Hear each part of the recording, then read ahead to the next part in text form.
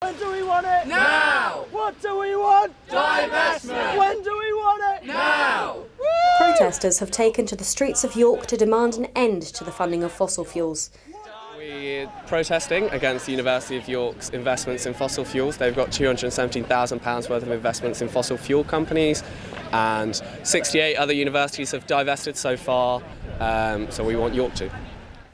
Their action is to mark National Divestment Day, where protesters across the country fight against investment into non-renewable resources. With fossil fuels, they've got an ethical investment policy that says they won't invest in things that harm people, and climate change obviously harms lots of people globally. In the next 20 years it will harm even more, and disproportionately people in the global south as well. So as people in the global north, I think we've got a duty to not impact them really badly.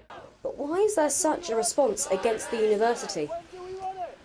We literally have the next decade to decide whether we're going to hurtle towards an environmental apocalypse or whether we're going to try and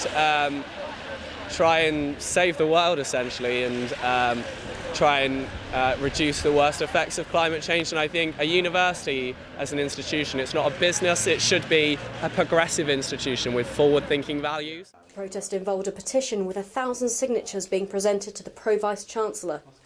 Well, it's something that we've heard about quite a bit through our Sustainability Strategy Group. It's something that we've considered in the university.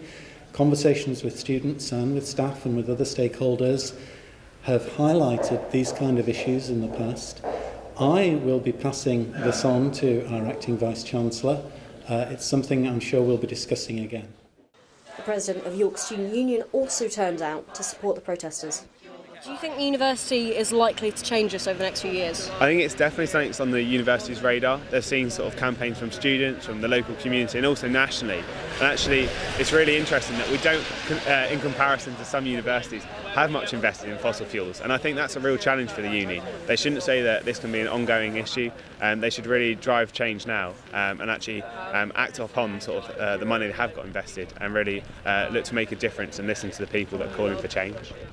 Only time will tell whether York will lead the movement towards a greener future. Kit Taylor, That's TV.